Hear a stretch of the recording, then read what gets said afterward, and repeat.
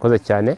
Amazina nitwa Murinzi François Xavier, ndi umuhuzabikorwa w'urubyiruko muri uyu murenge wacu wa Gahini, aho dukora ibikorwa bigiye bitandukanye bigamije gufasha umuturage, harimo kumufasha mu buryo bwo kumubakira uturima tw'igikoni ndetse n'ibibazo byose byugarije umuturage, harimo kwigisha abaturage ndetse no kubafasha bijyanye n'igihe kitugezemo muri kino gihe.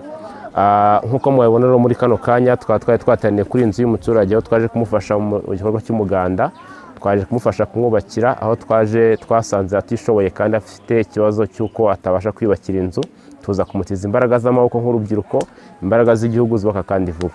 Igikorwa rero dukora dufatanyije n'abanyeshuri bari ku rugerero, abanyeshuri basoje amashuri yisumbuye, aho bategereje kujya muri kaminuza bakabanza gukora igikorwa cy'urugerero, aho dukora ibikorwa bigiye bitandukanye, harimo kubaka, kwigisha ndetse no gufasha buri muturage wese aho agiye aherereye mu buryo bugiye butandukanye. Turashimira buri wese waje gufatanya natwe muri kino gikorwa, turashimira abaturage baje kudufasha, turashimira ubuyobozi bwaje kudufasha, turashimira nawe mwese mwaje kwifatanya natwe muri kino kugira ngo kibe cyagenda neza. Hanyuma ibisigaye ndumva dufite imbaraga zihagije kandi zikomeye.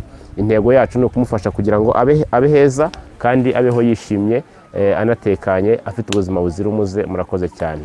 Murakoze cyane, turabashimiye kuba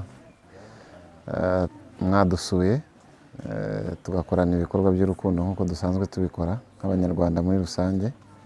Iki ni igikorwa twakoreye umuntu utishoboye muri aka kagari k'Urugarama mu mudugudu wa Buyanja.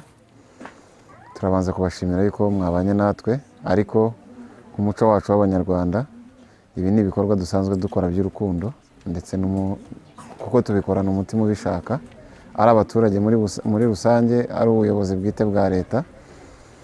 Abaturage uwo muco bamaze kuwufata. Rero mu by'ukuri ntabwo ndi bujye kure birenze kubashimira. Ibi ni ibikorwa dusanzwe dukora byo kubakira abantu abadafite aho baba, tukabafasha bakabona aho baba, abadafite ubwiherero tukabubahereza tukabwubaka, ababana n'amatungo. Ibyo ni ibikorwa by'isuku byo kugira ngo umuturage wese w'igihugu cy'u Rwanda abeho kandi abeho neza mu buzima butari bwa bundi bwo nk'ubwo twavuyemo mu gihe gitambutse.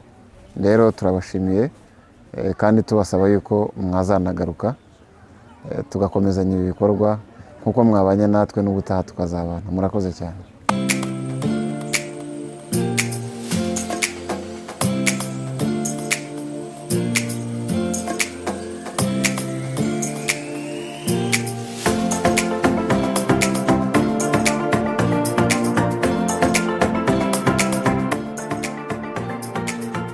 Murakoze, nitwa Mukamusabo Donata, wanshinzwe imibereho myiza y'abaturage mu murenge wa Gahini.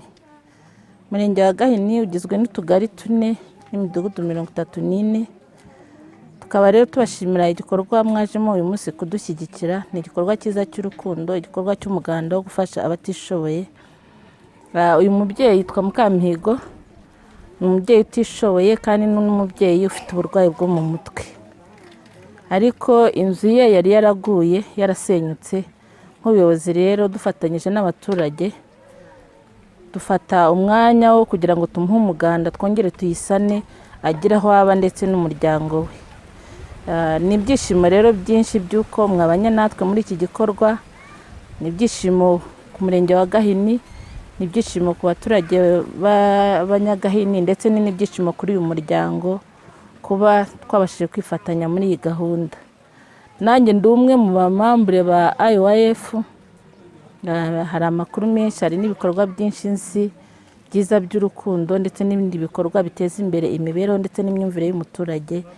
Rero ni iby'agaciro kuba uyu munsi turi kumwe hano muri umurenge wa Gahini, by'umwihariko mu gufasha umuturage. Iyi gahunda yo kubakira abaturage batishoboye ni gahunda yo gukemura bimwe mu bibazo bibangamiye imibereho myiza y'abaturage. Igihugu cyacu cyashyizemo imbaraga kugira ngo nibura abaturage badafite aho baba babone aho kuba. Ni urugendo rero rutoroshye, ariko nanone ni urugendo rushoboka kandi twizera yuko dufatanyije n'abaturage hamwe n'ubuyobozi bw'igihugu tuzagera ku ntego, buri muturage wese utagera aho aba akabona aho aba, ndetse n'ibibazo bimwe bibangamiye imibereho myiza y'abaturage dufatanyije hamwe abaturage n'ubuyobozi bikabasha gukemuka. Turabashimiye rero kuba mwabanye natwe, kandi turabashimiye ku bw'iyi nkunga y'umuganda twafatanyije nk'imirimo y'amaboko, nanone tukabashimira n'ibikoresho muduhaye by'isuku. Murakoze. Murakoze. Amazina yanjye nitwa Siborurema Jean de Dieu, nanjye nkaba ndi umumambure wa IYF. Nahuye na IYF 2017, rero nabagaho mu bikorwa byanjye bya nyamwigendaho, nza kumenya ko IYF ari umuryango ufasha urubyiruko, rero ifasha urubyiruko kandi ko mu bikorwa by'urukundo, ariko ku bwanjye numvaga nta rukundo ngira muri njye. Rero IYF yaramfashije ku bikorwa by'urukundo ikora, nanjye mbayeho kubwo gukorera abandi mbitojwe na IYF. Numva nashimira igikorwa cy'urukundo uyu munsi dufashije umuntu tumwubakira inzu. Rero ubufatanye na Surufo na IYF, nashishikariza urubyiruko rugenzi rwanjye kugira ngo rube rwaza muri IYF. Bituma uganira na bagenzi bawe, ukaba utakwiherera unywa ibiyobyabwenge cyangwa uba mu ngeso mbi. Niringiye ko IYF ari umuryango ufasha urubyiruko, kandi ko umuntu wese wagezemo ari urubyiruko abasha kugira imyumvire itandukanye niyo yari afite. Murakoze.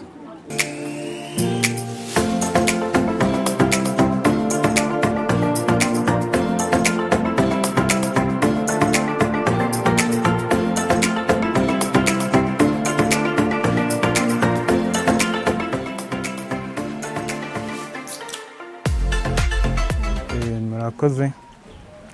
Rero na mbere ndashimira abantu bose baje muri iki gikorwa cyo kwitabira, nkongera nkashimira perezida, nkongera nkashimira perezida wacu Paul Kagame ukomeje kwitaho abantu nkatwe tudafite uko twigira. Icyo nakongera kuvuga kandi, nkongera nkashimira umuyobozi sosiyale w'umurenge we wagumye kundwanaho muri byinshi yankoreye. Ntabwo nabivuga ngo mbirondore, ariko icyo navuga cyo nabayeho mu buzima bwanjye, urugendo rw'ubuzima bwanjye nabayeho mu buzima bubi kandi ntawe mfite undengera. Naravutse nsanga umweri wanjye afite ikibazo cy'uburwayi bwo mu mutwe, hanyuma nza kuba ku mubyeyi witwa Kanyana ari we mama wacu. Mbaye igihe kitari kinini cyane, ariko sinabasha kuba nagera no mu ishuri ngo mbe nakiga, kuko nta babyeyi nari mfite, kuko nta kivurira nari mfite.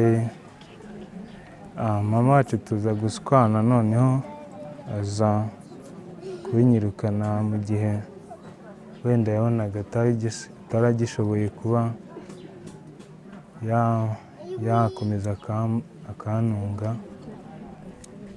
Nuko nza gufata, nari mfite imyaka nka 14, hanyuma